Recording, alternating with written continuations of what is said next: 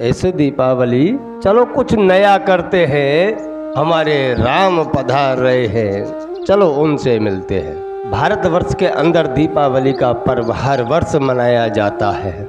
जब अधर्म के ऊपर धर्म की विजय हुई, उसके 20 दिन के बाद दीपावली का पर्व आता है। इस दीपावली पर हमारे प्रभु श्री राम अयोध्या आए थे। अयोध्या आने की खुशी में घर घर मंगल गान, दीपोत्सव, जो जिस चीज से सक्षम था उसने उस प्रकार से प्रसन्नता जाहिर करते हुए अयोध्या के अंदर भगवान श्री राम का स्वागत किया था। आज बड़े ही दुख के साथ कहना पड़ता है कि अपने भारतवर्ष के अंदर दीपोत्सव भगवान श्री राम के आगमन पर हमारे यहाँ पर अनेकों प्रकार के बंधन डाल दिए जाते हैं। भाई खुशी का माहौल है, और खुशी के माहौल में अगर आप अपनी खुशी जाहिर ना कर सको, उसी प्रकार से वामपंथी लोग अनेकों प्रकार से आपके त्योहारों के अंदर अड़चन बनते हैं, आपको नहीं मनाने देना चाहते। कारण इतना ही है कि जो मैंने कहा ना, वामपंथ सनातन धर्म के लिए हानिकारक अगर किसी को कहा जा सकता है तो इन्हीं लोगों को कहा जा सकता है। सनातन धर्म के ऊपर अनेकों प्रकार से कुठारघात करते हैं ये लोग, हम फिर भी सहन कर जाते हैं। पर दीपावली का पर्व है, भगवान श्री रामचंद्र जी अयोध्या पधार रहे हैं। राजा भरत भगवान राम के आगमन का इंतजार कर रहा है कि आज भगवान राम आ रहे हैं। अब आप विचित्रता एक देखिए इस चीज के अंदर कि भरत जी को भगवान श्री राम ने वचन दिया था कि 14 बरस के बाद मैं अयोध्या आऊँगा।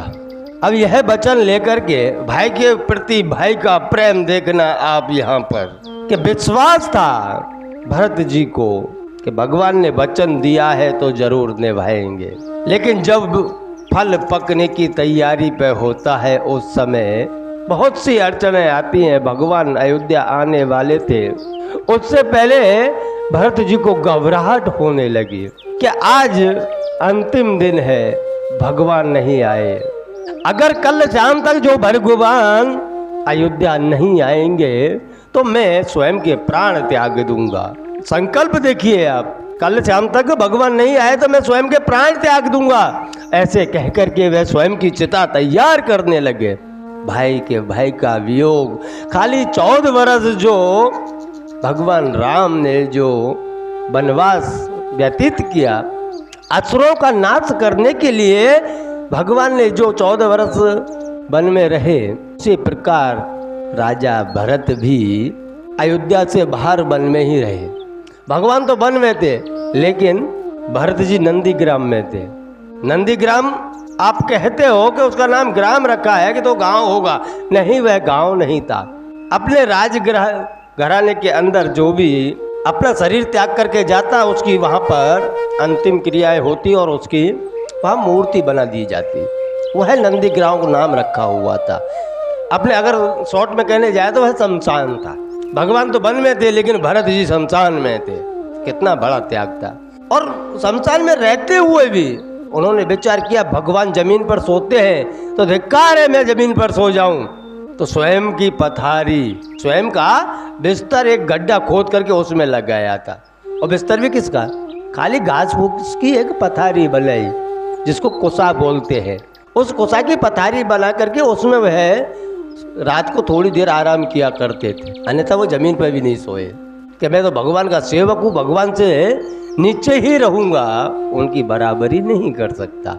अब वह दीपावली आ रही है, अनेकों प्रकार से प्रलोभन भी दिया जाता है। अब आप एक बात बताओ, आज से कुछ दिन पहले 30-35 दिन पहले कोई प्रचार था क्या आपकी दीपावली के लिए ये बहुत अच्छा है, कुछ चलो कुछ मीठा हो जाए?